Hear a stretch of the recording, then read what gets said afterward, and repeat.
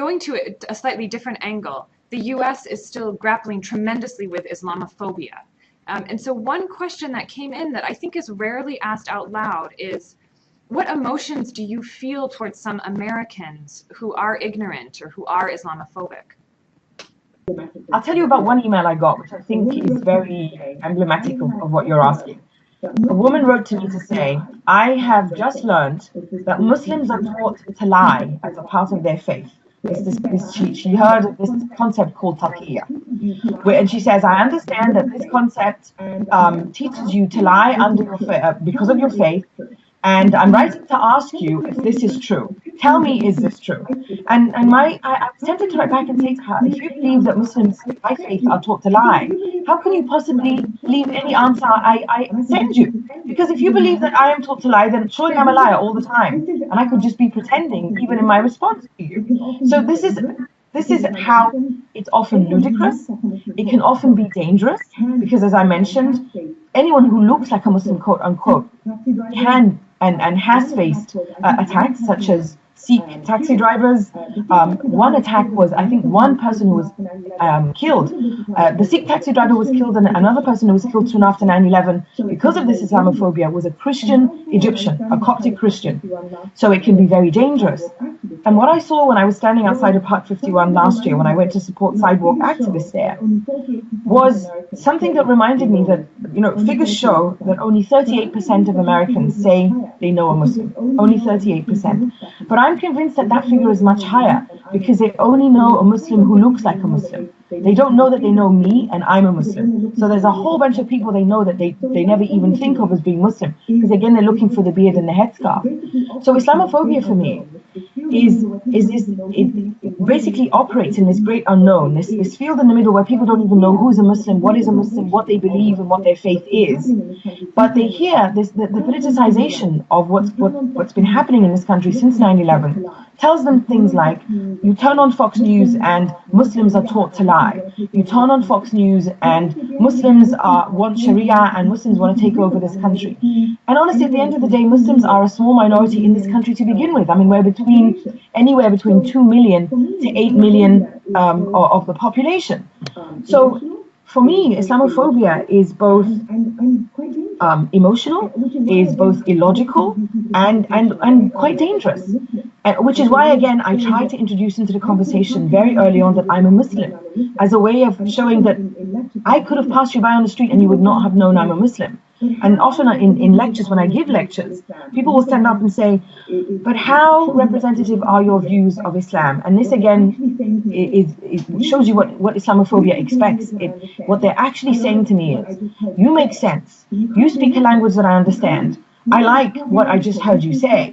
You can't be a Muslim because Muslims can't be logical. Muslims can't say things that I agree with. So it's this huge mass of very emotional and very illogical things. And I often lose my temper when I meet people like that who will come and attack myself or others just for being Muslims, as they did in front of Park 51. I try to stay calm.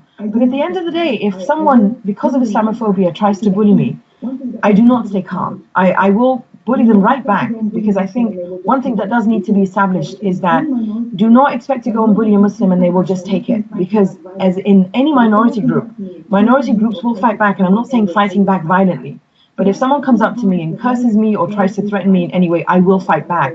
So that's all part of the various ways that I try to fight Islamophobia. Sometimes I can be logical, but sometimes I can be illogical right back. And this is something that we as a country, we as Americans together have to sit back and say, other minority groups have gone through this kind of bigotry and this kind of discrimination. And we have to remember that. It's not just something that Muslims have gone through, but we also have to remember that it's incredibly unfair, and that as Americans, this is not something we should pride ourselves in. I think this links into the next question that came in from a reader who asked if you as a Muslim woman ever felt threatened because of your identity. And I was curious to hear the answer to that, but also what steps you think are most important so that all Americans do feel safe and feel free to practice their faith. Personally, individually, I have not felt threatened because, as I keep saying, nobody assumes I'm a Muslim.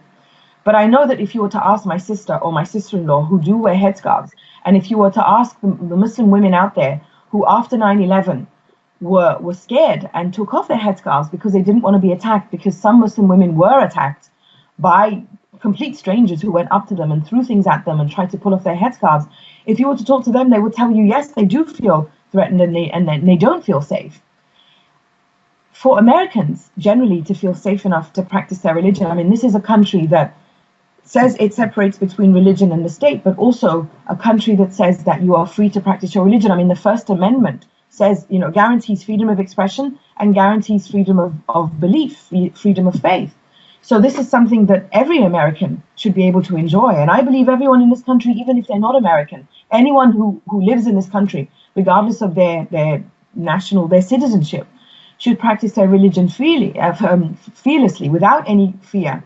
And as long as, regardless of your faith background, you do not call for violence and you don't harm anybody. This surely, makes sense anywhere, not just here in the United States. So I think whether it's you're building a mosque, whether you're building a church, whether you're building a synagogue or a temple or any house of worship, or whether you're going about your ordinary business, you should not feel threatened in any way because you practice religion X, Y, or Z. And then building on this question about faith and practice, do you think that there have been any improvements in the last 10 years? Do you think that there are any ways in which it's become easier for Muslims to practice their faith in the United States? Well, despite the Islamophobia, despite the mass detentions in Guantanamo and all of that, it's at the end of the day, it is easy to be a Muslim in this country because there is freedom of worship and freedom of expression. For Muslims of immigrant descent, or for Muslims who have moved to this country from other countries, they will often, like myself, I can tell you, and others such as myself can tell you, that it's much easier to be the kind of Muslim that I want to be here than it would be, say, in Saudi Arabia, where I grew up, where I spent my teen years. It's also that Muslims in this country come from very diverse backgrounds. And as someone said, I can't remember who said this, but there are two places where you get Muslims basically from every part of the world. One is during pilgrimage, during Hajj in Mecca, where, the Hajj is one of the 5 pillars of Islam, and you find Muslims from all over the world there, carrying out the rituals of the pilgrimage. You also find Muslims of every single ethnic and national background in the United States. So, I mean, when you consider that, that's quite amazing. Here and during pilgrimage, here in the United States, you find the greatest mix and diversity of Muslims. And that's something that we should pride ourselves in as Americans. And it's also important to remember, though, and that's speaking about Muslims of immigrant descent, Muslims in Islam were not invented on 9/11.